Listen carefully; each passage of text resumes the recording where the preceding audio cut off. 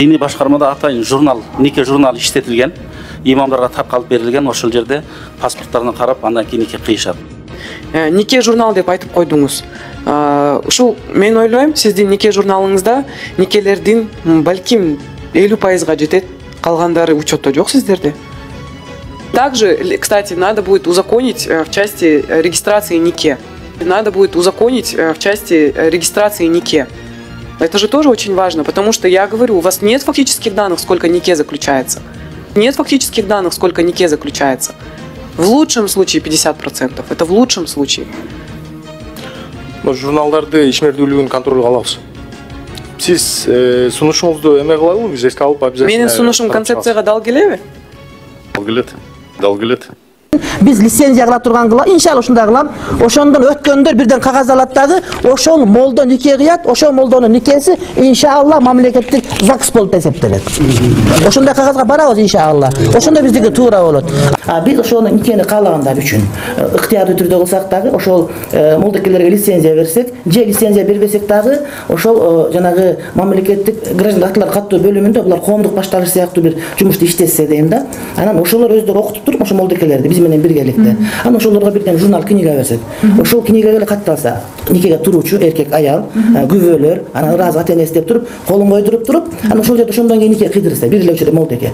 Кийин ошону алып барып, айдын аягында жуманитегиде тапшырса, ошол айыл өкмөткө, анан ошолор ошонун негизинде жанагы өздөрүнүн жанагы расмий кагаздарын толуктап туруп, нике кагаз берсе, ким калуучуларга. Анткени эң проблемасы жанагы кар бүткү түшүп калган жерде, башка жерлерде кээде 2 жумага чейин жол ачылбай калып, нике кагаз алганга кыйынчылык болуп калат да. Региондордо. Бардык жерде эмес, шаар жеринде бунун проблемасы жок.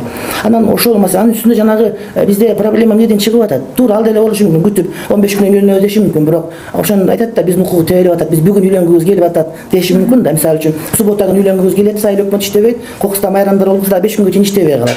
Ошол убакта тиги книгага түшүп кала турган болсо, книгага тиги молдоке жазып бардык мыйзам чегин, аны үйрөтүш керек ага. Жок дегенде бир жум окутуш керек, адан кагаз бериш керек, ошол молдокелер аны алат деп. Анан ошону менен ошону нике кагаз берилет. Эгерде жанагы биздикилер албайт, нике кыйганда нике кагазга барбайт кыргыздар боюнча. Анан качан башта проблема түшкөндө айыл өкмөткө барса, архивде сакталып турат, мына да алып чыгып көрсөткөнгө жарайт деген сөз да. Ошон үчүн ошондой кылып койсок ыктыярдуу түрдө. Биз калгандарга мажбур кыла албайбыз деп да. Ошондо эки иштен бир иш кетмек. Молдолордун жанагы мыйзамдуулугун окутуп, нике боюнча мыйзамдарды окуш керек аларчы. Анткени ким кандай никеге турулат, башка мыйзам жаш жетелек боюнча нерселерди ошо молдеке үйрөтүп колуна китепче кылып берсек. Биринчи мындай болуш керек, экинчи мындай, үчүнчү мындай болуш керек деп. Анан ошол учурда биз аларга дагы жанагыдай диний лицензия. Анан ошолор менен кошуп мыйзамдын чегинде ошолордун баарын жазып берсек, анан молдек атайын ушундай бир книгага каттаса, ошондой бир коомдук башталыштагы айтор ошону мыйзамдаштыруу керек да, молдолорду лицензиялаштыруу эгерде аракет кылсак мамлекеттен бир аз бизге мындай бир сунуш катары түшө турган болсо, муфтият аны бир тез эле бир 6 айдын ичинде ишке ашырат. Анткени ал мүмкүн. Мыйзам адамдын жашоосун орлотуп койбош керек да. Адамдын жашоосун мындай бир ишке ашырыш керек. Анан балким 5 жылдан кийин, балким 10 жылдан кийин мен ойлоп атам, шарият боюнча кыйылган никени өздөрү легитимдүүлүк статусун берип алат экен депчи. Мына ошондой берип атканда демек биз деле жанагы эмеге ошол молдекелерди барып отуруп, ошол калуучулар үчүн ошол молдекени кыйган никесин кол коюп бергенин эле жанагы гражданских актылар каттоо бөлүмүнүн документинде кылып кое турган болсок, маселе жеңилдеп калмак экен. Бирок бул христиандарга же башкаларга тиешелүү эмес, ыктыярдууларга деп ойлоп атам да. Актала деген жер бар. Атбашы, Алай деген жерлер бар. Нике кагаз бере турган, ЗАГС бере турган жерлерге жайдын күнү июлда гана барасың. Ага чейин бүртүккө 15 метр. Чаткал, Алабука, Аксы деген жерлер бар. Айыл өкмөттүн өңүн бир көрөсүң, жазында бол, башка көрбөйсүң. Ошол жердеги адам мисалы үчүн ноябрдын 1-inde карт түшкөндө үйлөнгүсү келип калса, бул эмне кылат? Жазга чейин эмне кылат бул? Эмне кылат бул? Гей болуп кетсинби? Кыз эрге тийгиси келген эмне кылат? Лесбиянка болуп кетсинби? Не деген сөз? Бул мыйзамда адамдардын жашоосу жакшы болуп, ондолгонго шарт түзүп бере турган мыйзам болуш керек, адамдарды кыйнаш үчүн болобу? Бишкек туура жакшы келчү, капарсаң ал жерден арасы кайра келесиң. Бир кат нотту мындай медеп берип коет келе бересиң. Акмузда кантет анда? Адам ойлош керек ичине. Чын бу тууганым. Туура, биз нике кагазына каршы эмес, биз колдойбуз. Мен сунуш кылат элем. Ар бир айылдагы молдого нике кыя турган лицензияны муфтият бериш керек дагы. Ошол лицензияны молдо, ошол жанагы ЗАГСтарда кызматка отуруш керек. 0,25 штат менен акча бербей эле койсун, бекер. Бесплатный биз физисабил иштеп беребиз. Болгон эле бир книганы берсем. Нике кыйганы барганда оң колтугунда Куран болот, сол колтугунда книга болот.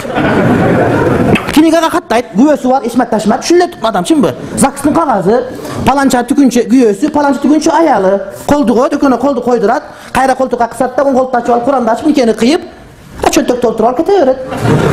Bir ayda ayыл өкмөткө барат да, кагазын берет, ошого кол коюлгандан ЗАГС кагаз бере берет. Ана 2-тен 1 иш.